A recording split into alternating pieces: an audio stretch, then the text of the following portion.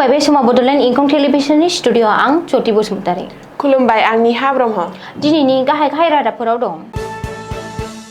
जुबिन गार्गनि पिएसअ नन्देस्वर बरा आरो परेश बैश्यखौ खाबाय। मायंनि सारगावआव अर खामनानै गं 20 गलाफोर सेवहांगार। बिटिसिनि गासैबो भिसिडिसि, टिसिएलसिसि आरो अरायथा नङि आफादफोरखौ सिफायबाय। कामपुरनि लुथुमारियाव इभिक्सन खालामनायनि नटिस 15 साननि गेजेराव ओनसोल नागारनो बिथोन होदों। कक्राझाराव बुहुमनां गोसोआरि सावस्रि सान फालिदों। समुवागाटियाव आसुनि गान्टी गेलेन्स काप फुटबल बादायलायनाया जागायबाय। दानिया फैदो आबुं रादाबाव।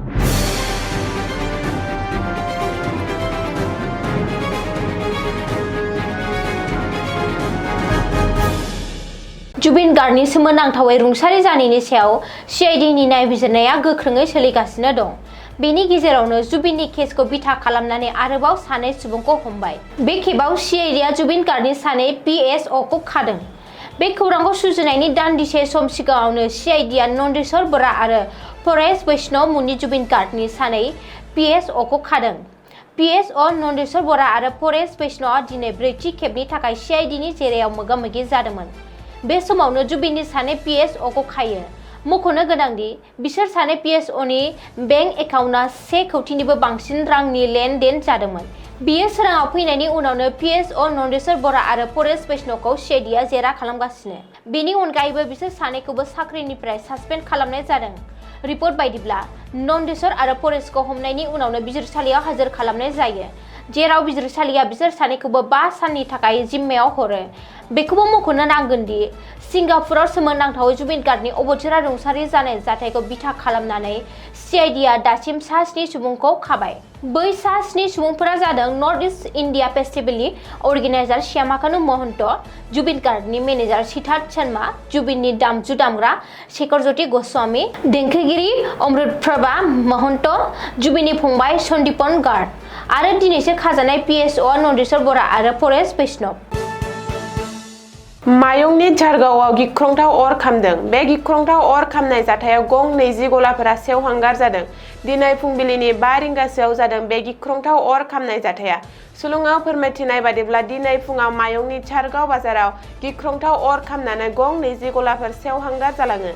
बे जाथायनि बागै खौरां हरनायनि उनाव अर खोमोरग्रा बिफाननि गंनै गारिया थांनानै ब्लाव ब्लाव जोंनाय अरखौ खोमोरहोयो। नाथाय अर खोमोरग्रा बिफाननि गारिया जाथायसालियाव गोबावजों सहैनायनि थाखाय जाथाया गिख्रंथावसिन जायो आरो गं 20 गलाफोरा सेवहांगार जालाङो होननानै जायगानि सुबुंफोरा अजद होदों। ओरैहाय बे जाथायनि बागै खौरां मोननाय लोगो लोगो जागिरद पुलिसआ जाथायसालियाव रावना होयो आरो बे गिख्रंथाव अर खामनाय जाथायनि सायाव नायबिजिरनो जागायो। बबेखानि बे गिख्रंथाव अर खामनाय जाथाया सर्ट सार्किटनि जुनै जादों होननानै आन्दाज खालामनाय जादों। बिटिसिनि गासैबो संबिजिरारि नङि, सायख'जायि आरो अरायथा नङि आफादफोरखौ सिफायनाय जाबाय। बिटिसिनि प्रिन्सिपाल सेक्रेटारियेल आकाशदीपनि सागान होनायाव फोसावजानाय फोसावथायनि गेजेरजों बिटिसिआव थानाय गासैबो संबिजिरारि नङै, सायख'जायि आरो अरायथा नङि आफादफोरखौ सिफायनायनि बिथोन फोसावदों। फोसावथायाव बिटिसिनि प्रिन्सिपाल सेक्रेटारिया फोरमायथिनाय बायदिब्ला बिटिसिनि गाहाय मावफुं सोद्रोमानि बिथोन बायदियै आरो लुबैनाय बायदियै बे बिथांखिखौ लानाय जादों। बेजों लोगोसे मोनफ्रोमबो बिफाननि सोमोन्दो गोनां नेहाथारिफोरा गावसोरनि जुरिडिक्शननि सिङाव थानाय थि आफादफोरनि थाखाय आलादा आलादा फोसावथाय फोसावनो नांगोन। मख'नो गोनांदि हाग्रामा महिलारिनि दैदेननायाव बिटिसिआव गोदान सोरखार दानायनि उनाव बिटिसिनि बारग' सिएम प्रमद बर'नि खुंथायनि समाव दाजानाय गासैबो संबिजिरारि नङै आफाद, बर्ड आरो कमिटिफोरखौ सिफायनाय जाबाय। बे आफादफोरा जादों पिसिडिसि टाउन कमिटि एबा मिउनिसिपाल बर्ड, टिसिएलसिसि आरो सिएसपि। रायजोआव फिन इभिक्सन खालामनाय एबा होखारनाय जागोन। डक्टर हिमन्त बिश्व शर्मा दैदेननाय रायजो सोरखारा होखारनायनि थाखाय नटिस जारि खालामदों। रिपर्ट बादिब्ला बे खेबाव कामपुराव जागोन होखारनाया। बेनि थाखाय कामपुर हाग्रा खोन्दोनि मावख'नि बेन्दोंआव थानाय लुथुमारि रिजार्भ फरेस्ट ओनसोलनि आयेन बेरेखायै दखल खालामनाय ओनसोलाव होखारनायनि नटिस होदों। आसाम सोरखारनि आबहावा आरो हाग्रा बिफाननि नगाव खोन्दो मावख'आ फोसावदों होखारनायनि नटिस। खुंथायनि बिथिंनिफ्राय आयेन बेरेखायै दखल खालामग्रा थागिरिफोरखौ 15 साननि गेजेराव बै ओनसोलखौ नागार नागारनो बिथोन होदों आरो 15 साननि उनाव लुथुमारि रिजार्भ फरेस्ट ओनसोलनि दखल खालामजानाय ओनसोलाव होखारनो फोसावदों।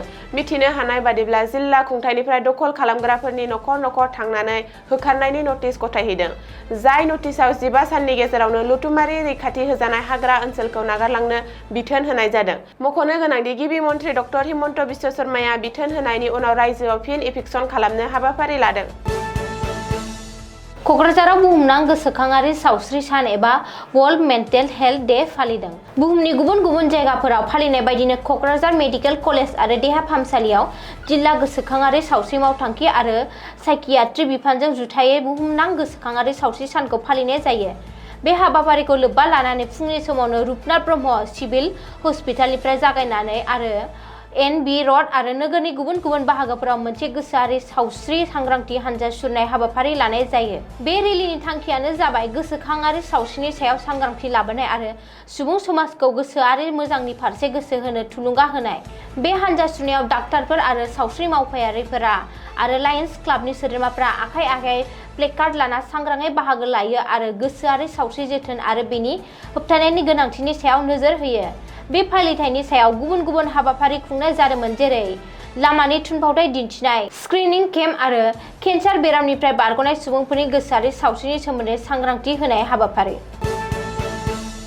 सालबारिनि खाथियाव थानाय समुवागातिनि नेहरू हाइ स्कुल गेलेग्रा फोथाराव गान्धी आन्चलिक फरायसा आफादनि बानजायनायाव समुवागाति आरो सान्तिपुर दालाय फरायसा आफादनि हेफाजाबाव जागायजेनबाय गान्धी गेलेन्स काप फुटबल बादायलायनाय 2025। बेलासिनि 3 रिंगायाव गान्धी गेलेन्स काप फुटबल बादायलायनाय 2025 खौ नेम बादियै बेखेवो आनन्द बाजार आउटपस्टनि असि जयन्त दासआ। बेखेवनाय हाबाफारियाव मुंदांखा समाज सिबियारि केशव दास, मतिन दास, आजिरा मोननाय गुन गोनां फोरोंगिरि जलेश्वर दास, बाक्सा जिल्ला फरायसा आफादनि आफादगिरि जुबिन दास लोगोसे गोबां मुंदांखा सुबुंफोरा आलासि महरै बाहागो लादों। बेखेवनाय गेलेनायाव बासबारिनि मानास एफसिआ सिमला आन्चलिक स्पर्टस क्लाबखौ ट्राइबेकाराव 5-3 गलाव फेजेननानै देरहासार जानानै उननि राउन्डआव आगान होयो। थिखानाय समाव गेलेनाया गल 0-यै ड्र' जानानै दंमोन। मख'नो गोनांदि बेखेवनाय हाबाफारियाव बावैसो रुंसारि जानाय आसामनि हार्टथ्रब जुबिन गार्गनि सावगारियाव मान बावनाय जायो। दिनैनि रादाबा एसेनोसै। गोजोन्थों। गोजोन्थों।